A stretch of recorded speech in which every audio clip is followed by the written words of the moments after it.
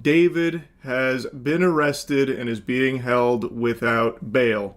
It's been 7 months since a child's body was found decomposing in the trunk of his towed vehicle. 7 months. I need you to really sit with that number before we go anywhere. 7 months. That is how long it took from the moment a tow yard employee smelled something coming from an abandoned Tesla to the moment LAPD officers with tactical gear and rifles kicked down a gate in the Hollywood Hills and put David Anthony Burke in handcuffs. 7 months. A 14-year-old girl, dismembered and zipped into 2 cadaver bags, was sitting in that car for weeks before anyone even found her. And after they found her, 7 more months of sealed records, uncooperative witnesses, family members trying to dodge grand jury subpoenas, and a suspect who was posting on social media. A lot of people have been asking the same question. And today, babe, we're gonna answer it properly. The answer isn't one thing, it's a stack of things. Bad luck, legal procedure, deliberate obstruction, and yes, a system that has historically moved slower when the person under investigation has a PR team, a fan base, and a lawyer named Blair Burke. Let's go through it, all of it. Here's something a lot of people skipped over in the initial chaos. When LAPD first opened that Tesla trunk on September 8th, 2025, they didn't know who was in there. The body was severely decomposed. The vehicle had been sitting abandoned on a Hollywood Hills street since at least August 26th, 11 days before it was even towed. And once it was towed, it sat at the impound lot for days before someone noticed the smell. So by the time investigators got there, they were dealing with remains that were described in court filings as severely decomposed and dismembered, with a head and torso in one bag and the arms and legs in another. The medical examiner couldn't immediately determine a cause of death. They couldn't immediately make an identification.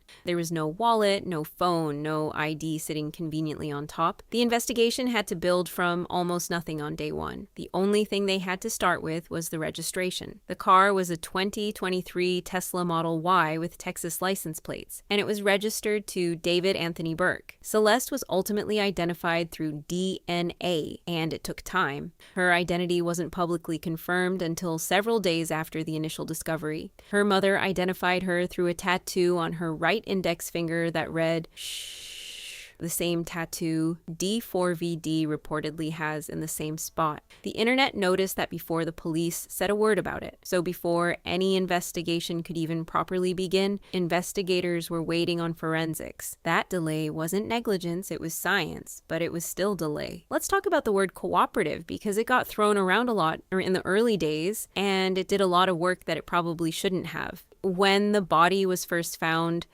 David was on tour in Minnesota. His management released a statement saying he was cooperating with authorities. The LAPD echoed that language publicly. Everything felt measured, careful, procedurally normal. But here's what was actually happening behind the scenes. According to an LAPD source with direct knowledge of the investigation, speaking to NBC4, David Burke had not been cooperative from the very beginning. Not from day one. The PR statement said cooperative. The actual investigator said the opposite. He didn't leave his tour to meet with police. He never sat for an interview. His legal team ran interference from the jump. And this matters more than it sounds like it should. In a homicide investigation with no confirmed cause of death, no eyewitnesses, and a victim whose remains were too deteriorated to immediately yield forensic answers, the suspect's account becomes crucial. His version of events, his timeline, his explanation for why a 14-year-old girl's dismembered body was in his car, investigators needed that. They never got it. His lawyer, Blair Burke, one of the most prominent celebrity defense attorneys in Los Angeles, the woman who has represented Mel Gibson, Kiefer Sutherland, and Amanda Bynes, got between David Burke and every detective who wanted to speak to him. And here's the thing about having a lawyer like that. You are fully within your rights to have legal representation. That is not a crime. But it does slow things down because every question that would have taken investigators 30 minutes to ask now has to go through a legal process that can take 30 days. Okay, This is the one that made me genuinely frustrated, and I think it made a lot of people frustrated because it felt, and I want to be careful about how I say this, it felt like the system was hiding something from the people who deserve to know. On November 21st, 2025, 2.5 months after the body was found, the LAPD went to Los Angeles Superior Court Judge Craig Richmond and got a court order sealing the medical examiner's entire case file. The cause of death, the manner of death, all of it, locked away from the public and the media. The reason given in the sworn affidavit, they wanted to make sure detectives learned of important information surrounding her death before the media and the public. They said the order was not sought to undermine transparency. But here's the problem with that explanation. The report never came out. It stayed sealed long after detectives would have seen it, months after. Private investigator Steve Fisher, hired by the owner of the Hollywood Hills property that D4VD had been renting for $20,000 a month, called this out publicly. He wrote on social media that a sworn affidavit used to justify sealing those records claimed LAPD only wanted to ensure they received the report before the public. Yet the report, which should be public, he said, remains sealed. Fisher also said he believed the records were being kept sealed to avoid public outrage. And I think he was probably right, because what ABC News sources were quietly confirming, even before the official release, is that the medical examiner had ruled Celeste's death a homicide. They knew. For months, investigators knew this was a murder, and the public, including Celeste's family, was sitting with sealed records and official silence. The chief medical examiner, Dr. Ode Ukpo, even publicly stated that his office had pushed to limit the use of these security holds, noting they are uncommon in many countries and don't offer a clear legal benefit. His own office was uncomfortable with the seal, but the court order stood. Here's where it gets even more complicated, because this wasn't just a case about one person. LAPD investigators identified a second suspect they believed was involved before, during, and after Celeste's death. They didn't name this person publicly. They still haven't, as of this script. But the existence of a second person meant investigators couldn't just build a case against David in isolation.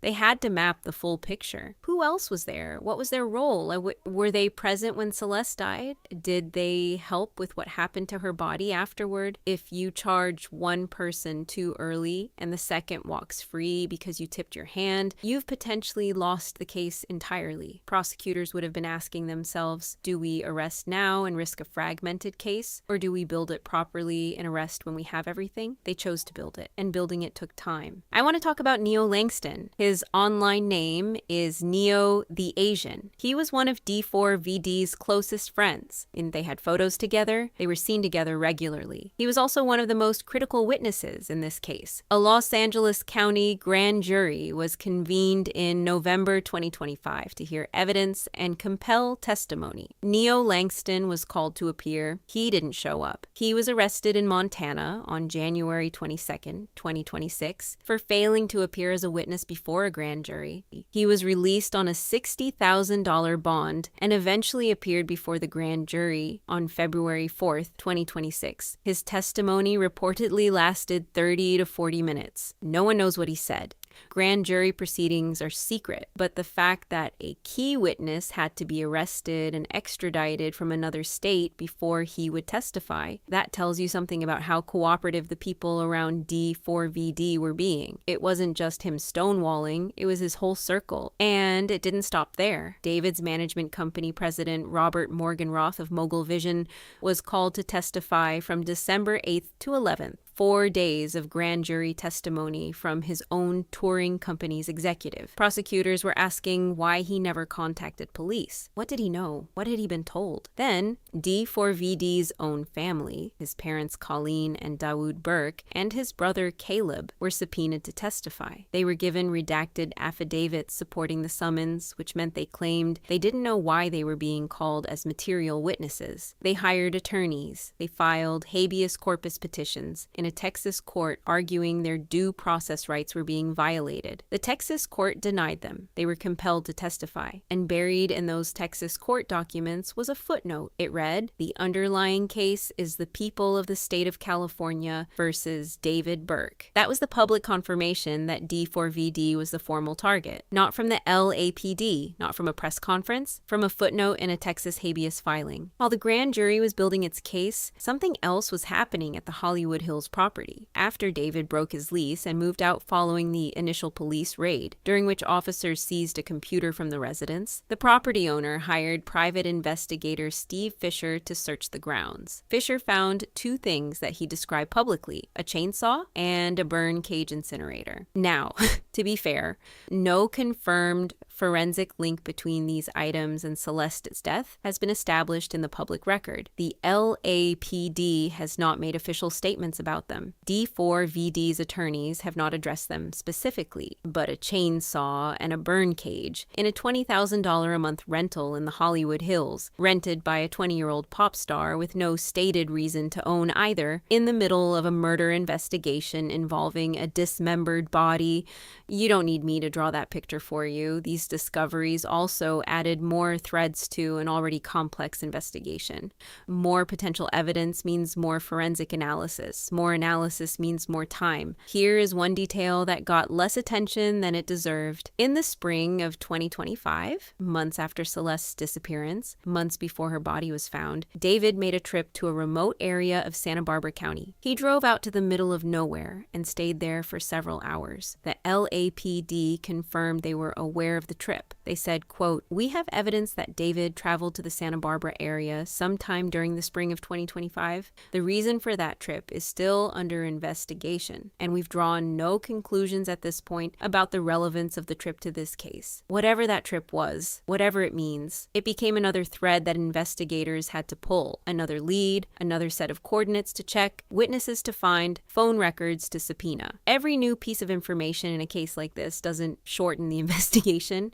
It extends it, because you don't get to ignore a lead just because it slows you down. I have been careful with this point. I've gone back and forth about how to say it without being unfair, but I think it needs to be said. David Burke had, from the very first day, one of the most powerful celebrity defense attorneys in Los Angeles. Blair Burke's client list reads like the Hollywood Walk of Fame. She knows every procedure, every motion, every way to protect a client's rights while simultaneously slowing the pace of an investigation without breaking a single law. If David Burke were a regular 21-year-old with no money, no PR team, and no connections, would this case have moved faster? I think a lot of people believe the answer is yes, and I think they are probably right. When you have resources, you have options. You can move out of your home right after police raid it. You can keep your family from testifying until a court forces them to. You can have your management company stay quiet for months. You can not show up on tour for the interview detectives want to have with you, and you can do all of that while your lawyers make sure nothing you do crosses a legal line. None of that is illegal. All of it is strategy, and all of it slows a case down. Meanwhile, Celeste Rivas Hernandez's family was in Lake Elsinore, 70 miles away, watching the months go by. Her brother Matthew said she was supposed to go see a movie with David the night she disappeared and never came home. Her mother identified her daughter by a tattoo, and while her family waited, the investigation inched forward. One subpoena, one sealed record, one grand jury session at a time. The system is not equally slow for everyone, and pretending otherwise would be dishonest. April 17th, 2026, around 4:30 in the afternoon, LAPD robbery. Homicide Division showed up to a Hollywood Hills property where Burke was staying, not with a soft knock and a polite request, with tactical gear, rifles, a battering ram to force open the front gate, K-9 units, gang and narcotics units assisting. Video obtained by TMZ shows officers in full tactical helmets and protective gear swarming the property. You can hear an officer yelling, "If If you try to run or try to resist, you will get hit and you will get hurt. David Burke was handcuffed, walked out, placed in a cruiser, and taken to LAPD's 77th Street station. He was booked at 11:12 p.m. Booking records list him as 5'5", 125 pounds. The boy who sang about romantic homicide. His attorneys released their statement quickly. David Burke did not murder Celeste Rivas Hernandez. He was not the cause of her death. No indictment, no criminal complaint, only detained under suspicion. They will vigorously defend his innocence. The DA's office was set to review the case for formal charges on Monday. Her name is Celeste Rivas Hernandez. She was 14 years old. She had a tattoo on her right index finger that said, "Shh." Her mother identified her by that tattoo. She was reported missing 3 times. She turned 15 the day before they found her. The world kept asking why the case was taking so long, but the real question, the one that matters, is why she was allowed to slip away in the first place. Keep saying her name. If you made it this far, honey, you're a real one, and I mean that. This one took a lot out of me to put together because it's not entertainment. It's a timeline of every way a system that should have moved faster didn't. Like the video and subscribe so you don't miss the follow-up. Stay real, boo. Take care of yourselves, me love.